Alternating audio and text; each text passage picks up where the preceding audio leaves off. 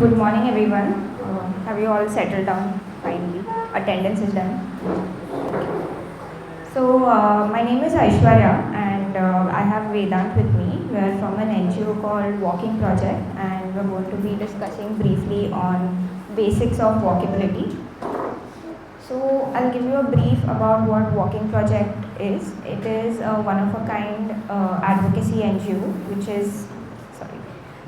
which aims to improve walkability in the Mumbai metropolitan region. We do this through citizen engagement, active engagement with local bodies like MMRDA and BMC, and also creating a platform for discussions on urbanism. So let's start with the presentation. Let's look at what walkability or walkable cities promote. Immediately what we can see is a climate friendly city. With this mode of transport, you reduce your overall carbon footprint, and as a total it results to lower transport emissions. So in overall it leads to climate resilience and also touches on sustainability. Walkability also promotes a quieter city when walking areas and vehicular areas are properly segregated, so there is no confusion between pedestrians and vehicles. So overall honking is less and it leads to a quieter city as well. Leading on to the lower transport emissions, we get a cooler city. We don't rely as much on motor transportation like cars and other modes of transport which emit a lot of greenhouse gases, as you all know. It also results or promotes a gender inclusive city with better lighting and better access to visible public spaces. All groups of people, especially women, can access walkable areas, it also improves quality of life by promoting physical health. Everyone nowadays is trying to get their steps in for walking, so walkable cities help you achieve that. These are some of the abbreviations of the terms that we'll be using further in the presentation. You might know MMR and MMRDA, which is very commonly used. IRC is Indian Roads Congress guideline, which we have taken the standards for the remaining of the presentation. You all must be knowing footover bridges, which are commonly known as skywalks, helping to get from point A to point B. We have right of way, which is the width of the road from one boundary wall to the other. We have multimodal integration, which is from the Mumbai Metro multimodal integration design plans that we see, which connect different modes of transport. We have Mumbai Climate Action Plan, Transit Oriented Development, which is TOD, and also two terms that we'll be commonly using, which is traffic calming and at-grade crossings, which are ground level crossings. This presentation will be available on our website under the resources page, so don't get overwhelmed, you can refer to this at the end of the presentation as well. So this is a short kind of an interactive thing we've planned. If you can go on your phones and go on the website called menti.com and put in this code, you will be directed to this question. So if you can go on your phones and go on the website, you will get prompts of two questions which you can rate based on your walking experience. It is menti.com. This. Yeah. Are you able to see the code? You will have to put in this code when you go on the website. It is 7495. I'll just repeat it. 74956225.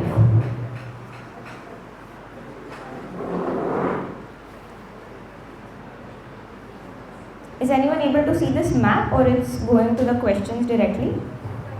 Questions, okay. So before we move to the questions, let's just take a quick poll. How many of you all are traveling to Hiray College from western suburbs? Can we have a raise of hands? Taller, higher. Okay. What about eastern suburbs? Okay, two of you. From Island City, Kolaba and South Mumbai. Okay, so we have majority from the western suburbs. What about Virar, Vasai, that part of Mumbai? Anyone? We have only Vedant who's traveling from Dombivli here. Anyone Okay. from that side? Anyone from Dombivli or Virar, Vasai? Only one? Anything beyond Thane? Anyone beyond Thane? Oh, I should have.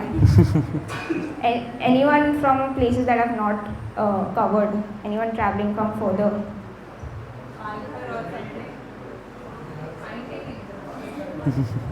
Okay, so we have western suburbs with. Okay, can you guys put in your poll from the website?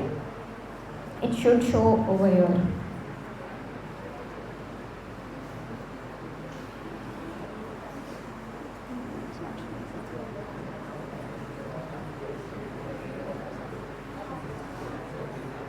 Has anyone voted for it?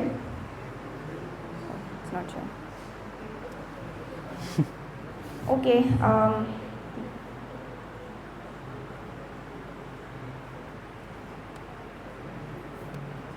We can have a show of hands for the same question. So the question is, I enjoy walking infrastructure in my locality. How many of you all agree with this question? Nobody. How many of you all disagree? Me also. Okay. What about how strongly do you agree or disagree with the statement? Which is the second one? Yeah.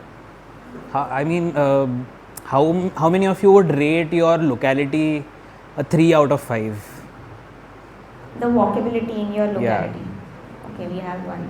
What Will about it be 1 out of 5? Okay. That is. Oh, minus 1 out of 5 or 0 out of 5. Okay. That is the common answer that we get when we take these polls. Okay, now let's see why everyone tends to vote on such lower levels. Let's take a look at some statistics of like Mumbai and the Mumbai metropolitan region. These statistics are based on MMRDA CTS 2021. So 47% of all our trips are purely walking, out of which only 22% are using local trains. We hear a lot about the rush of local trains, so many people use it, but in terms of the statistics, only 22% are using the local trains. And when it comes to private transports, private transportation constitutes to only 11% of our commute. Public transport constitutes to 60% of the people using it, and which end in a walk every time you have to go to your destination. And 73% of students, including college students such as yourself and school students, walk to school. This is a very important statistic that we are going to keep in mind for the remaining of the presentation. So even with all of these percentages, pedestrian infrastructure does not get the deserved focus that it needs to have. So let's take a look at what really makes a walk walkable. First metric that we're going to see is the width of a footpath. So all these metrics are going to be visual comparisons of all the images that we see in and around the city. So we have width of a footpath. This is a 1.6 meter wide footpath. This is in Bandra West, right outside Risby College of Architecture, if any of you all have been there. Here we can see at the back there's only one person who's walking comfortably on this width of a footpath. We move to a slightly wider footpath, which is a 1.9 meters footpath. Again, we see one person that's walking comfortably on this width. And now, the Indian Roads Congress suggests a minimum of 1.8 footpath, 1.8 meters of footpath, but the widths need to increase depending on the land use of the street. So, if it's a mixed-use development, the footfall is obviously higher. You all know that. So the footpath needs to accommodate that many pedestrians that are going to be using that area. Moving to a wider footpath, which is a 3-meter wide footpath.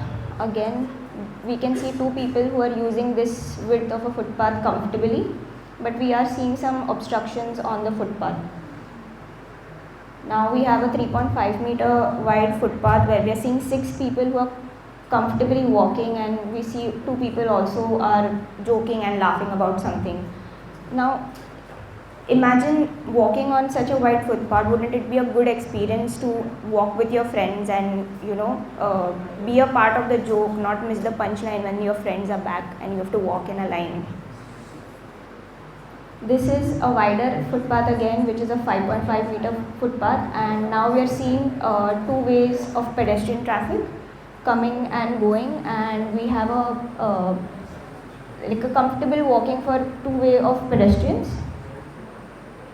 Let's take a look at this comparison video, which is from Malad and Princess Street, of comparing the widths of the footpath.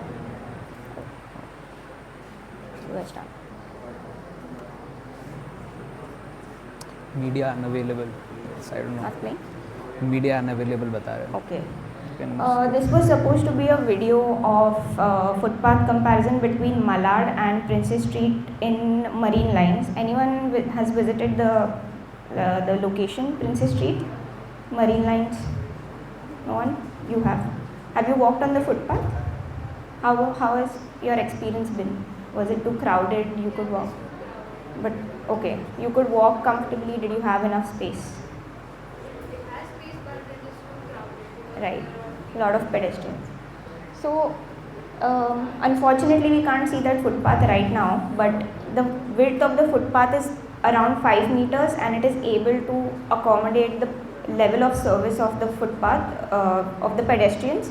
And whereas we see over here it is barely a 1.8 meter wide footpath, and we can see a woman and a child walking on the footpath with no shading and no width absolutely at all. Let's look at the 3 zones of a footpath. How are they divided? We have the multi-utility zone, which includes all of the street furniture like your street benches, your utility boxes. You have your light posts, fire hydrants. So all of the street furniture is included in this multi-utility zone. Then we have the walking zone, which is the central axis of the footpath, which is free of all of obstructions. Then we have the frontage zone. Now if you see here, this is a fruit juice center. So think about it, when you are going to a juice center, you will need some space to stand there and order and maybe drink the juice. So frontage zone essentially incorporates that width so that you can comfortably move around, purchase whatever you want, and it keeps the walking zone free of any obstructions. Now another example is of a stationery and a printing shop, which you all frequent a lot of times. So you see those flex banners that are put up for any kind of advertisement, that we have color prints, we have flex printing. So all of that comes in this frontage zone, and with this segregation the walking zone is completely free and you can have a clear walking path, and you don't have to jostle around from other people that when you're walking. Then the second matrix is the surface quality of a footpath. Now these 2 images are what we commonly see when we walk. This is a footpath with paver blocks and this is with stamped concrete. Now both, even though they are easier in implementation, they have less time in executing the footpath, but they pose tripping hazards like these dislodged paver blocks or this worn out stamped concrete. This in rainy monsoon seasons we have moss formation over it, and it can lead to slipping. This can lead to tripping. So what does a good surface quality look like? We have this footpath from Chembur East, where this is a wide enough footpath and it is made from cast in situ concrete. It's Dadar East. Oh, sorry, my bad. This is from Dadar East, not Chembur East. So this kind of a footpath, you can just see it is welcoming to pedestrians. You want to walk on it. You're not worried if you're going to trip or fall from it. Next is the height of a footpath. Now The IRC recommends heights to be capped at 15 centimeters, which is 6 inches or 0.15 meters. Here what we are seeing is a 45 centimeter tall footpath, which is almost 1 feet, more than 1 feet tall. So it is easier for younger people to kind of climb off and on from it. But I'm sure no one would want to do it again and again. But when we talk about elder citizens and physically impaired people, no one would want to get on this kind of a footpath. So a good footpath height looks something like this, which is capped at 15 centimeter or less. It is easier to climb on and off whenever anyone wants to use the footpath. Next is the curb ramps. Now I think you saw it in the previous image as well. This is kind of a ad hoc curb ramp that the BMC or whichever authority is responsible for it has done. This is a very steep slope and obviously it is going to be slippery. A rule of thumb to assess curb ramps is that if a wheelchair can go on it easily, it is a good slope to walk on. So this is a curb ramp that we see, which would be at 8 degrees or ranging from 4 to 8 degrees.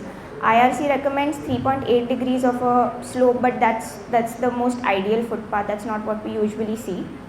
This is something that a wheelchair user can navigate on, and also for visually impaired pedestrians, tactile paving is present to alert them of level change. Building entrances, I'm sure you all must have worked on mass housing and you all have provided very deep basements for parking or any other activities. So when we raise plinths like this, we have to integrate it. The slope should be easily integrated onto the footpath, not something like this.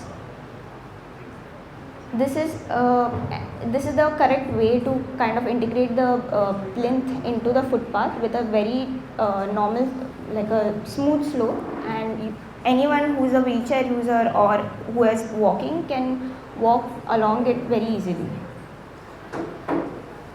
Now talking about continuous walking length, let's just observe this image let's take a look at this image. We can see people walking on the road and not on the footpath. So why would that be? If I were to walk on this footpath, I can immediately see an obstruction and I know that I have to get down from the footpath. So if I have to get on and off from a footpath, I would not want to walk on it. So I would obviously choose to walk on the road. So a continuous walking length is where I can see my destination for a longer length. So which you can see over here. I can't see the end of the road, so I know I have to keep walking straight. I don't have to get on and get off and make myself vulnerable to tripping or slipping.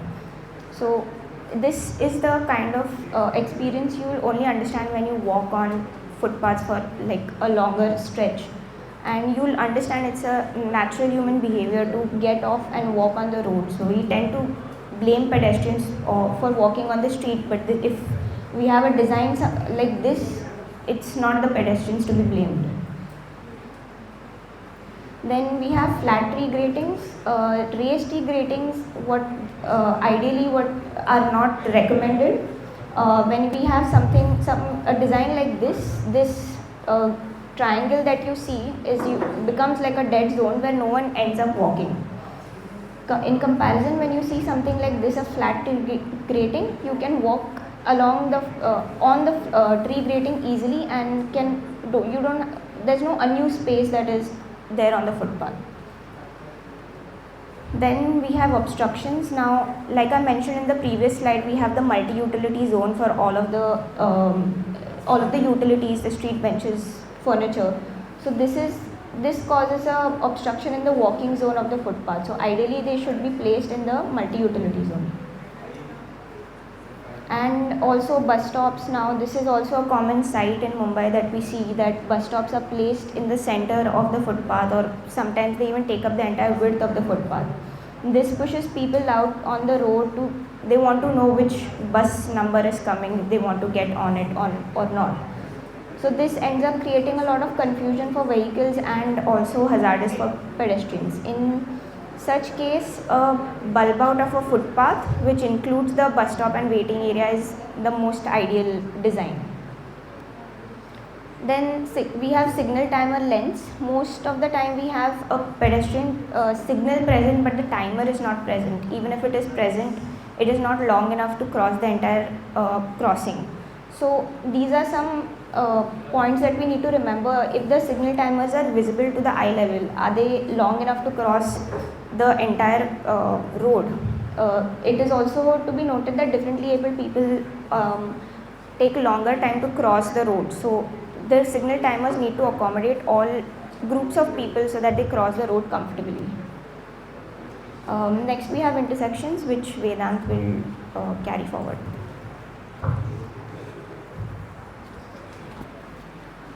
Hi. Please don't mistake my experience for my attire. I am even less experienced than you guys when it comes to architecture, and BMC is even less experienced in architecture when it comes to designing anything. So you can see in this intersection, what are the problems that you notice? Can anyone tell me? Zebra crossing leading to nowhere. Yeah, that is correct. What else? There's that triangular portion of the Yeah. Yeah. So basically, in this intersection, this is a circle at Diamond Garden, Chembur. You can see anybody wanting to cross this is heading straight into this traffic refuge area, which is supposed to be a traffic refuge area, but it is a triangle which BMC just puts up some plantations and that yoga pose. I mean, just imagine a car is coming from this direction trying to go over here. They can't even see the person who is standing over there. So it's going to easily hit that person. Another image, this is from Juhu Circle. This is the intersection of New Link Road with Gulmohar Road, I think it's called. You will see this intersection and exact similar intersection in the next image, which is from London, because sadly we could not find a decent intersection anywhere in Mumbai. Same form, you have a four-way intersection. This is what is supposed to be a traffic refuge area, but it is not. In this same image, four-way intersection, traffic refuge area which is converted into a flower pot. In this image, you can clearly see, as a vehicle driver, you know where you are supposed to stop at. You know, as a pedestrian, where you are supposed to cross from. You can see all of the traffic signals properly. You have a yellow junction box. You must have seen this yellow junction box coming across a lot of places in the city. Does anyone know what is the utility of it? What is the use of it? always be at least about 5 kmph. Yeah, so basically you're not supposed to stop on that junction box at an intersection. The idea behind this yellow box is ki, for example, if there is a heavy traffic jam and there is an ambulance coming, the intersection itself should be clear so that the ambulance can move through. So in Mumbai, what you see is, if there is a gridlock, vehicles will follow and stop in the middle of the intersection as well. So you can see this image I really love, because you can see that design here dictates what people are doing. The behavior of people is changed according to what we want them to do. Now this is one intersection in Dadar we found. We found this nice traffic refuge area. You can see clear sloped areas, you have tactile paving, etc. But again, not one of the other factors of the intersection are not that great. Signage is extremely important. I took the metro to Bandra Colony metro station. I did not inside the station it was okay. I knew which gate to exit from, but from there how to reach here I have no clue. That is the same case with most of our railway stations. Wherever you live, there is literally no signage which tells you what railway station is coming up. Sometimes there is signage, but that signage is for vehicles which is very high up and it's not visible properly. So you can see these two signages. One is from New York, one is from London, clearly telling which direction, what road is in the given direction. Can you name a road in Mumbai? Can you guess a road in Mumbai just from its signage? How often have you followed or looked for any signage? I doubt it. You will have seen signage being a problem for you with that large blue color ka sign which comes right where you're supposed to walk. Adequate amount of crossings. So you will have seen this being a problem more so in Mumbai. So I'll tell you what has been really happening in Mumbai in the past 2 to 3 years. You guys know the G20 summit. It is very difficult to not know it with so many banners being placed across the city. So what happened is with the G20 summit, Mumbai Municipal Corporation allocated about 1750 crore rupees to quote unquote beautify the city. And as you know, there are not enough open spaces in the city, there are not enough playgrounds, there are not enough gardens in the city. So where do you spend this money? How do you beautify it? So some of the things that BMC did was replace these permeable medians with ones where you have flower pots, flower bedding, so that yearly you can spend money on just pouring water, planting all of those trees. And on a city level, what that does is it discourages you from crossing. In an urban city where you have retail establishments on both sides, there is inherent amount of crossing that is going to be present. Recently, actually, New York has outlawed what they used to call jaywalking.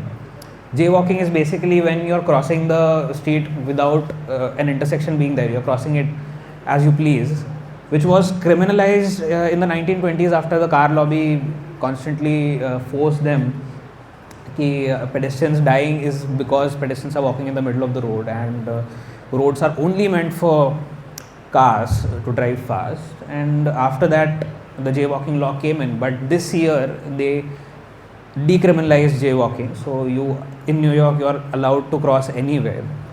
Now, why is that important? In our Indian psyche, we want to follow rules, and we think rules really need to be followed, even if the rules don't make sense. We like discipline. We like to enforce discipline in this country. But in a urban city where you have that much retail, you cannot cross. You're not provided with crossing. First of all, can you guess what is the minimum distance a crossing should be present on a urban arterial road? For example, like LBS road or SV road. How many meters would it be? Any guesses? Take a random guess from whatever comes on your mind. Okay. We have 200 meters ka guess. Anyone Any else from the guesses? back? So the Indian Roads Congress prescribes a minimum of 150 meters, and and you can provide anywhere between 70 meters to 150 meters. So how much is that? It's very vague. What is 150 meters? इधर बैठ के थोड़ी समझने वाला है. To help you, to aid you in trying to imagine what that distance looks like, a railway ka platform is 210 meters long for a 12 coach local train. तो आपको एक लोकल ट्रेन के प्लेटफॉर्म के लेंथ में 3 crossings हो सकते हैं in urban roads. You should have proper zebra crossing जहाँ से you can cross across the road, and you don't have that in Mumbai. And you can see none of these people who are standing on top of this median are uneducated people or who don't know rules. But the thing is, at this intersection, what you are expected by the government to do is climb 60 steps up to the metro station, cross again, climb down 60 steps, and a lot of times that is not feasible at all. Other countries, like one of the progressive countries when it comes to urban planning, focus on improving the walkability around the metro stations. So metro station के आसपास it is more permeable, vehicles are slowed down by design using traffic calming and other elements. Whereas in Mumbai, what we try to do is we want vehicles to go faster. तो उसके लिए we add all of these things. But guess the average speed of vehicles in Mumbai? Kilometers per hour. So, I didn't. Do you have a right answer? I don't think so, right? So the right answer is 22 kilometers per hour is the average urban speed during peak hours, and off peak it increases by 6 kilometers per hour to 28 kilometers per hour.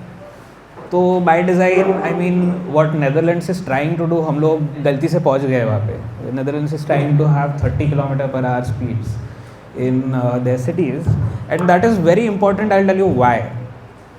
If a car going at 50 kilometers per hour hits a person, the chances of death are 9 out of 10.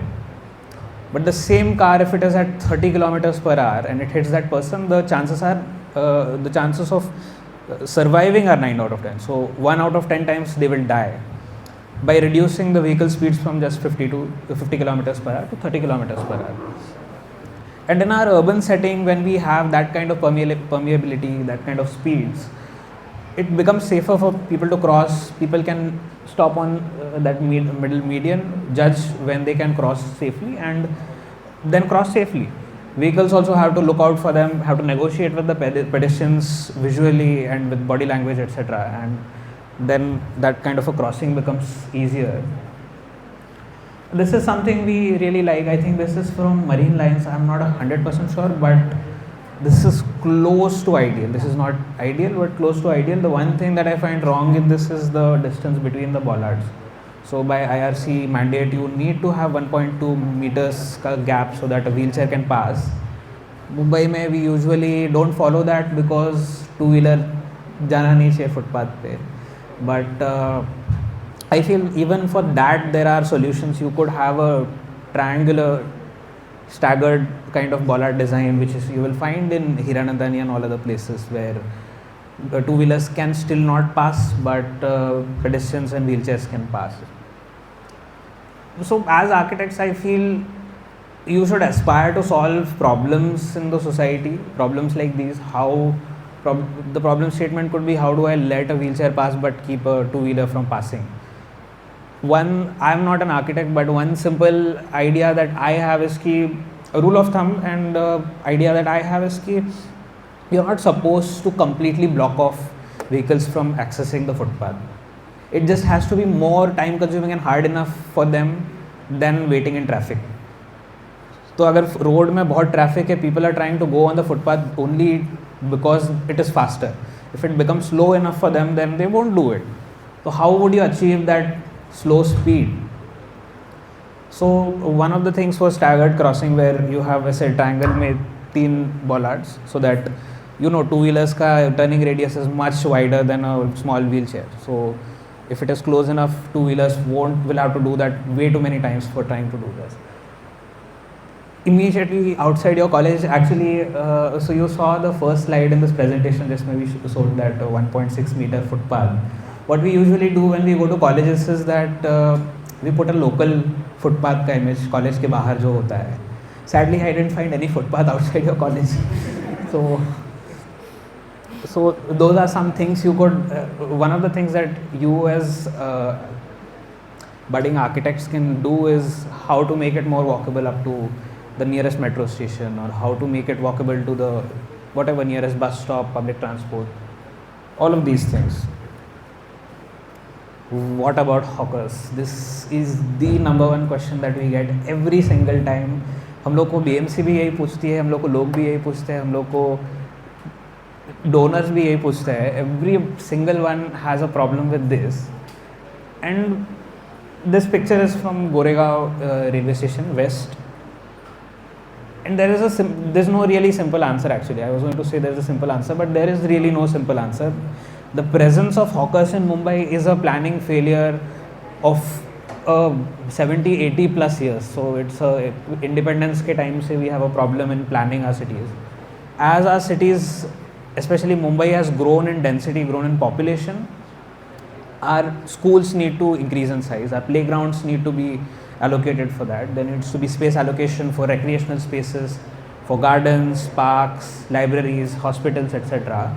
Similarly, urban dense cities need to have space for informal hawking, informal selling, vendors, etc.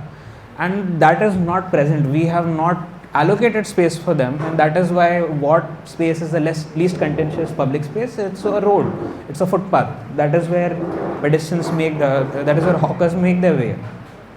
You can see a lot of countries actually have a culture of hawking. Most of the South Asian countries have it. If you go online on YouTube, you will find Singapore hawker. You can search Singapore hawker markets. You can see how well it is integrated. What is your nearest food spot that you guys go to? Do you guys go to the Chetna College one? I think that is the closest one. Yeah, I think. You have the Chinese over there, Frankie roll, etc. Yeah, so I mean, it's on the footpath literally. If this was Singapore, how would it be different? I'll help you imagine. Imagine a nice space which is dedicated for hawking. वहाँ पे you have these stalls. These stalls are checked every month for their license, for their hygiene quality, for the food that they are serving. So all of you could go and also reliably know that the food is actually good and it is managed well, instead of just going to some space which is sitting on the footpath. It is done in Mumbai, in I think Belapur. Istanbul's bazaars are very famous for their nice old aesthetic and charm. There's one statistic that I also would like to give you. So Crawford Market was built in 1864. You have been to the Crawford Market, you have seen it, the nice heritage building. Back then Mumbai's population was around 8 to 9 lakh people. Today the population is, metropolitan population if we take it, was 240 lakhs. So 8 से 240 lakhs पे हम पहुँच गए. And this was 2011 का census. So census हुआ नहीं है, we don't know कितना population हमारा बढ़ा है. It's probably around close to 300 lakhs now. So our population increased by 17 times between 1864 and 2025. How many Crawford markets across the city do we see? Do we see 17 Crawford markets? It's not 17, it's more I think. More than It's 36, sorry, 36 times. Divide, I'm bad at math. Divide 240 by 8. So we have not allocated enough spaces, we have not created equivalent amount of Crawford markets since the original one that we built, and that is the spillover effect that we see. Right now BMC is trying to solve it by building a 25-story hawker market.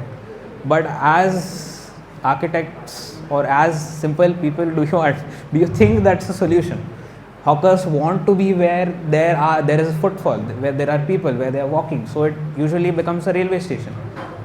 This bus depot that you see on the right side could very well be a nice hawker market. This ground level is a complete bus depot. First story is, half of it is a bus terminal, and uske upar there is a nice hawker market. People can pass through it, cross through it.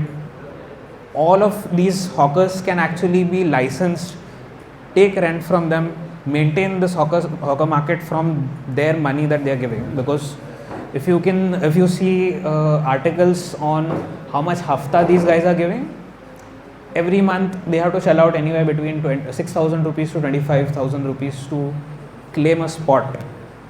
So it's not like they are not paying the money or they are not paying their fair share. The problem is in the way we are catering to this demand by not providing supply. So that supply demand equation needs to be solved with design, especially in our railway stations. You should look at examples from Japan. In Tokyo, around Shibuya station, you can walk for 2 to 3 kilometers underground where there are markets on both sides. And because of that, you can accommodate a lot of retail activity, a lot of hawking activity within that underground space, and it doesn't get flooded in monsoons. This is in Dadar Shivaji Park. IRC guidelines clearly say that you can have hawking activity on footpaths given they are wide enough, and they should be placed in a multi-utility zone space of any footpath. The sad part in Mumbai is that anywhere in the suburbs you will see the footpaths have not been created or reserved to be wide enough, and because of that you can't have proper hawking activity. In this nice space you can see just 100 meters away there was the first Tibbs Frankie in Mumbai. So Dadar Shivaji Park was the origin space. You have such nice businesses come up when you allocate good space for them. What about parking? Parking, nobody complains as much compared to hawkers. But you can see these two parked cars are taking up so much space on this road, and comparatively it is not getting as much scrutiny in our city. And this image itself is a nice, it tells you what the problems with design are in our city. This road, you can see you have this space which is called the carriageway, where you expect vehicles to move on. Then you have the shoulder portion, and there is supposed to be a footpath which is not present on this in this picture, and this is a Mallard, same SV road that we are trying to improve. So what we usually do in Mumbai is road का कुछ तो given right of way width होगा boundary wall to boundary wall, उसमें कोने में भी keep a consistently wide footpath, एक consistently wide carriageway, और बीच में shoulder portion is open for everyone, कुछ भी कर सकते हैं आप. You can play cricket, you can do parking, you can do hawking, whatever. And it is supposed to be designed like this actually, where you have a consistent carriageway ka width. Your shoulder portion is also supposed to be consistent, and the footpath is actually what increases or decreases in size.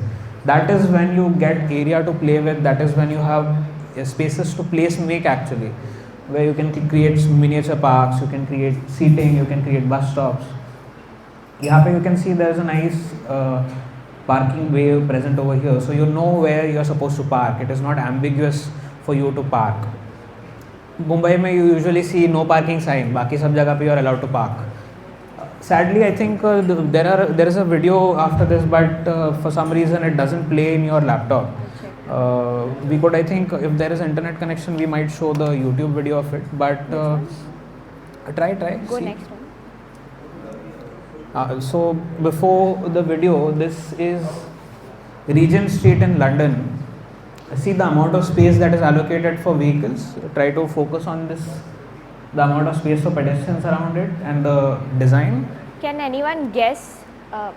Can anyone guess this location? Churchgate, but yeah. Yeah, Horniman Circle is the correct answer.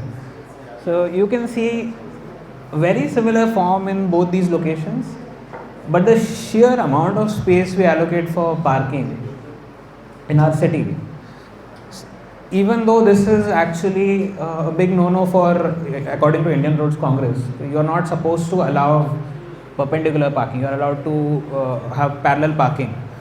But simply because of the amount of vehicles in the city, we just have given up a lot of the space for parking. Can you guys guess the number of cars that we have in the city?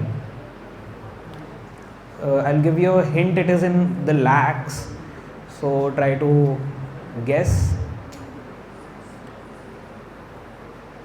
Any guesses? Okay, so the answer is around 15 lakhs, which was about a year ago ka figure. We don't have new statistics, but IRC के according, do you know what is the standardized parking spot का space which is supposed to be provided? You all know this. Parking size is how much? How much? Correct. It's 2.5 meters by 5 meters. So if you multiply the 14.5, 15 lakhs ka car space with 2.5 meters by 5 meters, which is 12 square meters ka space, you would require a space of 18 square kilometers in the city just to park the cars in Greater Mumbai. Navi Mumbai का बात नहीं कर रहे हैं. MH04, 48, 46, ये सब की गाड़ियाँ, MH05, Panvel, none of these cars we are counting, just counting the 3 RTOs in Mumbai, which is MH01, 2 and 3. सिर्फ इन कार्स को हमको पार्क करना है, तो it would take 18 square kilometers of space. How much is that space? Let's try to visualize. Imagine Bandra station, वहाँ से ताज land stand आपको पता है, band stand. Draw 2 lines between these places. Now go northwards, go to Andheri station and put another dot at Warsaw Beach. So all of the landmass present between this would be car parking if we were to provide surface parking for all of the cars in Greater Mumbai. Obviously हमको उतना दिखता नहीं है because we have multi-story parking, car parks, etc. but it helps you grasp the sheer amount of space car parking is requiring. And that is when a very minor part of a minor fraction of the people own cars in the city. Two wheelers के लिए additionally we have 26 lakh two wheelers in the city, और इन two wheelers को हमको अगर parking space देना है तो you would cover the entire Mahim bay, so which is जो आपको बांद्रा और वर्ली के बीच में जो बे दिखता है, या फिर when you go to Marine Drive when you see the nice sea circle का C shape, that is the entire space that would require for two wheeler parking. And when we are trying to solve parking in the city by just trying to provide more space, it doesn't really make sense. BMC has been trying to build parking lots, multi-story parking lots, but when we do a math, उनको लग रहा है 300 करोड़ रुपए to build a parking lot for 1200 cars, and it takes 3 years to build. And how much time do you think, how many cars are sold in Mumbai? एक week में we outrun that 182, per week we have 182 cars added to the city. So within like a month you are exhausting that additional 1200 vehicle spaces that you are creating. और हर parking spot का cost for construction is 30 lakh rupees. So आप आपकी 6 लाख की गाड़ी भी park करोगे तो भी 30 लाख का आपको पार्किंग स्पेस बनाना पड़ रहा है. So economically it doesn't make sense, especially in a city like Mumbai, to focus so much on parking and not provide spaces, especially in Horniman Circle, which is barely a kilometer walk from CST. You are going to have the CST metro station coming up. यहाँ से church gate भी barely 1 kilometer walking है. So this is one of the densest places which has a lot of public transport, and even then you have footpaths behind that, but it could still be much better, like you saw in the previous image in London.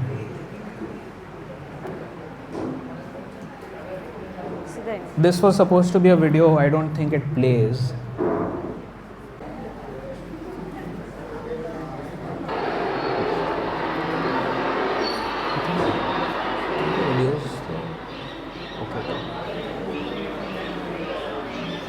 So this footpath I really love. Can we mute it? Sorry? Reduce the volume. Wait, I'll just. Yeah. So this footpath is in Aund, Pune. This was done under the Smart City program, and there are a lot of things that I like about this footpath. One is coming right up. Do you know what this is? Have you studied this so far? Probably not. It's called a tabletop or raised crossing. So it has two functions to it. Vehicles slow down automatically because it is similar to like a speed breaker, and pedestrians can easily cross at grade, at level. You have nice उधर तक आवाज parking bays, so you know where to park. You are not open to park everywhere, anywhere possible, available. You also see that buildings के सामने where you are expecting vehicles, they have provided much more durable surfaces. Like over here you see this is stamped concrete, and here you have paver blocks. Stamped concrete पे गाड़ियाँ चल के it immediately deteriorates very quickly. You will see across your city, you will see these maroon color का different designs that are coming across a lot of places in Mumbai. You have a consistent carriageway, you have a consistent shoulder portion, and आपका footpath is the space which actually increases or decreases, and that is how you will see further ahead. They have created enough space for seating, bus stops, signage is well designed. You can see vehicles are slowing down as they are approaching an intersection. Crossing is simpler.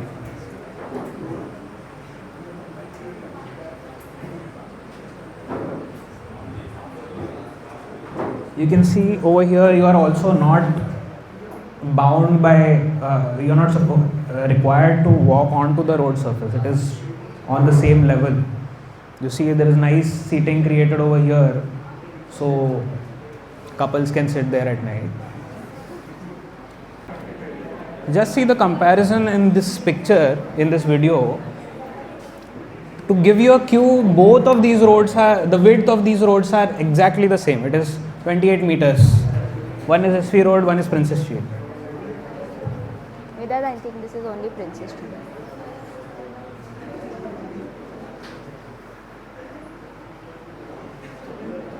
I think this is only Princess Street. No, it is a longer one than this. Should I go ahead?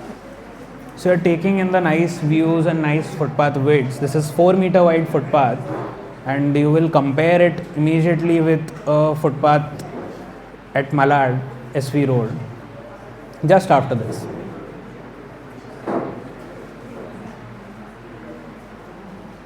I think you can forward it, fast forward it.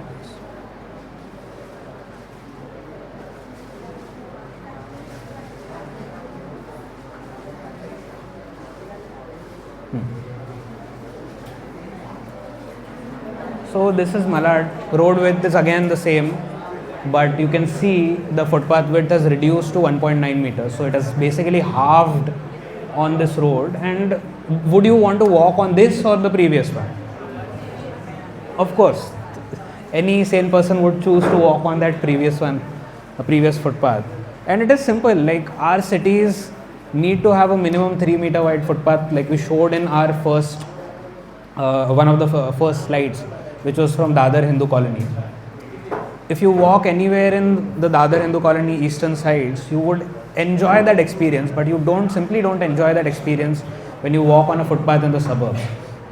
We have not, even where there is space, we don't provide enough space, and that is one of the key reasons why Mumbai is not as walkable.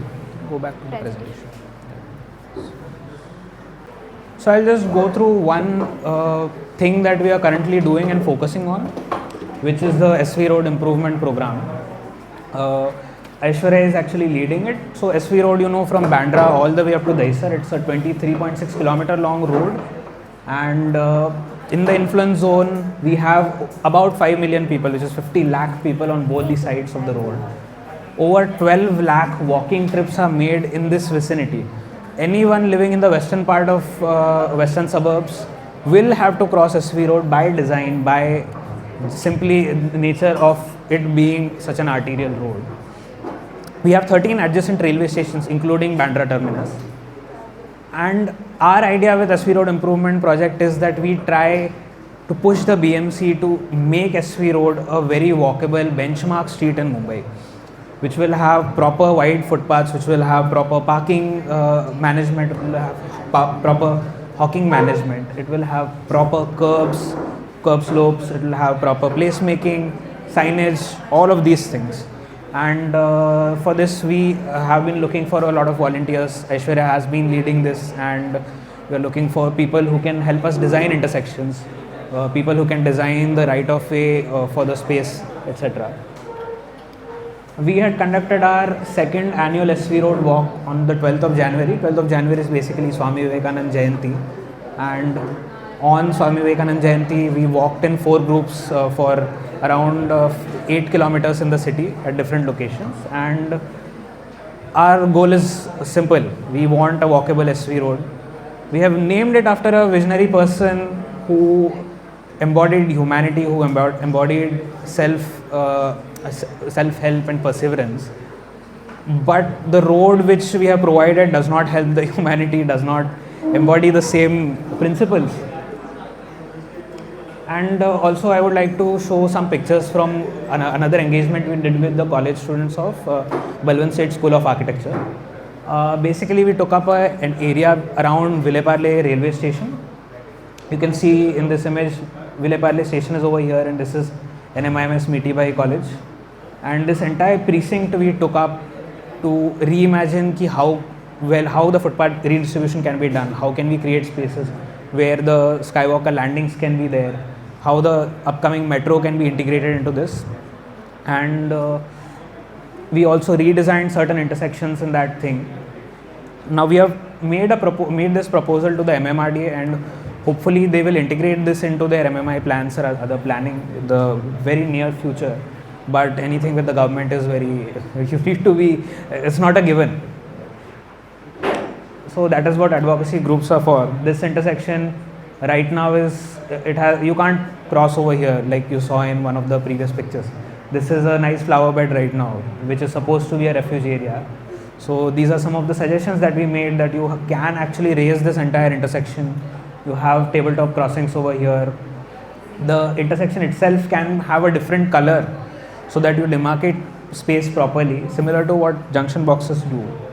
And also align the zebra crossings where people's desire lines are. Desire lines are where people naturally want to cross, because it is intuitive to cross through. People are not going to cross a very long zebra crossing just because you paint over it. People will cross where they feel intuitively that they can cross. So yeah, that was our presentation. We are a non-profit. You can scan, you can find a lot of our social media handles, you can follow us, you can donate, you can ask your parents to donate. And yeah, thanks a lot for having us. Yeah.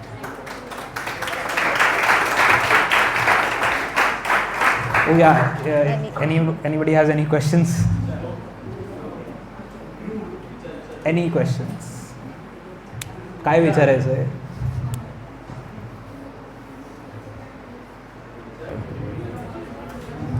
Yeah, so walking project is like mainly an advocacy group which advocates for much better walking.